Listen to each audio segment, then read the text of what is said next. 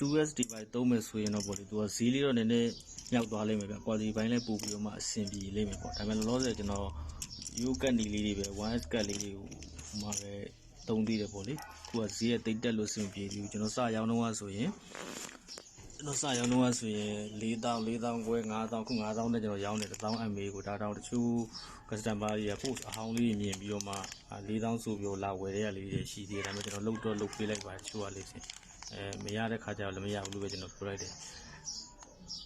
1000 mAh ကိုမှကျွန်တော်4000ခွဲ4000 5000ရောင်းတယ်ဆိုတော့ကျွန်တော်ဈေးကျွန်တော်တွက်ပြတယ်ခုလောလောဆယ်ကျွန်တော်သုံးတဲ့ battery မျိုးစားနဲ့ကျွန်တော်ကိုsecond hand ကိုပဲသုံးတယ် use သုံးတယ်ဒါတရုတ်ဆဲပဲ use ဒါပေမဲ့ကောင်းတယ်ဒါနဲ့ပတ်သက်ပြီးတော့မှဒီ battery နဲ့ပတ်သက်ပြီးတော့မှ power station ရော wifi UPS ရော return တစ်လုံးမှမရှိဘူး battery နဲ့ပတ်သက်ပြီးတော့မှနော်ဒါနဲ့ပတ်သက်ပြီးကျွန်တော်တစ်လုံးမှမရှိဘူး power station wifi UPS ဒီလိုအိမ်ကုန်တဲ့ accessory ဒီကျိုးအားစာတဆင်စာဒီထဲမှာမြင်တဲ့အတိုင်းပဲအားလုံးတဆင်စာဝယ်မယ်ဆိုရင်14900 1000ဝယ်ထားအောင်1000 mAh ဆိုရင်ဒီဘက်ထရီတစ်လုံးကို8500 16000 19000 19000ရဲ့1000ဝယ်ပေါင်းတော့ဘယ်လောက်ရှိလဲ3000 ရှိနေပြီနော်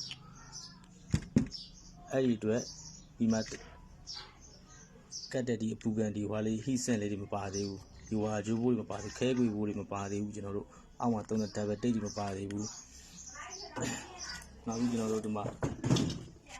ဒီရှမ်ကျူတွေမပါသေးဘူးဒါတွေမပါသေးဘူးဈေးတောင်မှအဲ့ physical ကြီးတော့3200ရှိနေပြီဒါတောင်မှတစ်ဆိုင်နဲ့မရဘူးဒီနှစ်ခုစီတစ်ဆိုင်နဲ့မရဘူးဒါတော့ဒီလိုအစုံလိုက်ဆိုတော့တစ်ဆိုင်နဲ့ရနိုင်တယ်ထားလိုက်တော့ဒီအားတစ်ဆိုင်စီအဲ့မှာကျွန်တော်ကပို့က1000လောက်ကုန်နေပြီအဲ့မှာနေပေါ့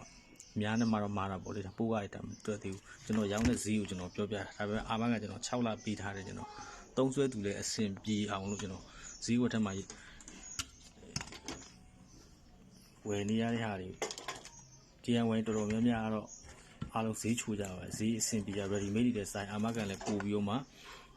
ရှိတယ်အာမခံလည်းပို့ပြီးတော့မှရှိတယ်တခုခုဆိုရင်ပြလို့လည်းရတယ်အဲ့လိုအားကြောင့်မှ DIY ကိုပဲသုံးစီရင် DIY ကိုပဲညွှန်းတယ်ကျွန်တော်တို့ DIY ဒီဘက်ကနေလည်းအကောင်းဆုံးတဖြည်းဖြည်း quality ဘိုင်းကိုမှ upgrade လုပ်ပြီးတော့မှအမြဲတမ်းကြိုးစားပေးနေပါတယ်ခင်ဗျာဟုတ်ကဲ့ဒီလောက်ဆိုရင်တော့ကျွန်တော် HKK DIY ကကျွန်တော်အာမခံတွေဘယ်လိုပေးတယ်ဘာတွေကတော့အာမခံမပေးဘူးဘာတွေကိုစောင့်တင်တယ်ဘာတွေကိုရှောင်တင်တယ်ဘယ်လိုလုပ်တင်တယ်ဘယ်လိုတိုင်ပင်တင်တယ်သုံးဆွဲပုံကအစားပေါ့လေဒါတွေကိုကျွန်တော်ဖောက်တယ်နားလဲပြီးကျွန်တော်ယူဆပါတယ်အားလုံးကိုကျေးဇူးတင်ပါတယ်ခင်ဗျာ